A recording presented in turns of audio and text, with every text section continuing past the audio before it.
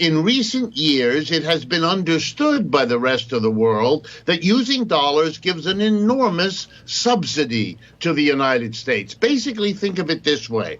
Normally, a country like us buys things from the rest of the world and sends them dollars, and then they turn around and use the dollars to buy things produced here in the United States. So workers produce wealth over there and exchange it, in effect, for wealth produced here, which we ship over there.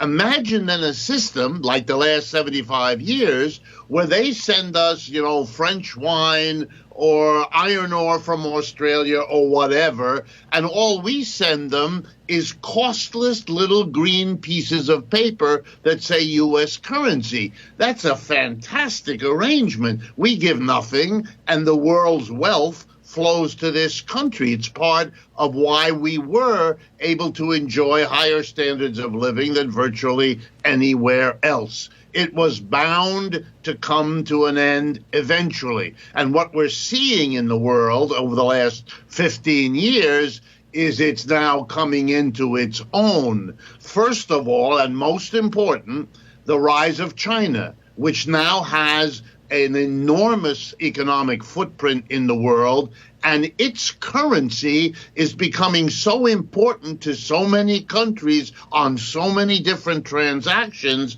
that they're starting to hold the yuan, the Chinese currency, in the way they used to hold the dollar. So instead of holding, say, 75% dollars and 25% euros, the other big currency, they are now reshuffling and beginning to keep yuan because they need them for international transactions. And so the Chinese get a subsidy, and the Russians, allied with the Chinese, are smiling as they say to us, okay, you want to hit us with sanctions?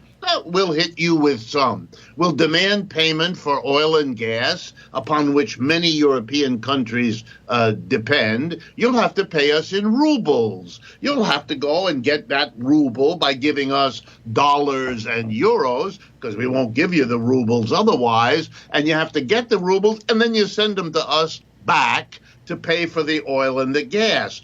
And that means more and more global business will be conducted by a network of yuan from China, rubles from Russia, and then as other countries participate, and here particularly Iran and India, what you're beginning to do, which we could have foretold, is develop a second alternative global system. The United States' period of being at the top of the heap all by itself is coming to an end. And between you and me, Tom, that's really what this Ukraine war is all about. It's a disaster, of course, for the people there, but it's actually a footnote to this tectonic shift in the world economy as the footprint of the U.S. shrinks with corresponding problems at home, and the economic footprint of China, Russia, Iran, and India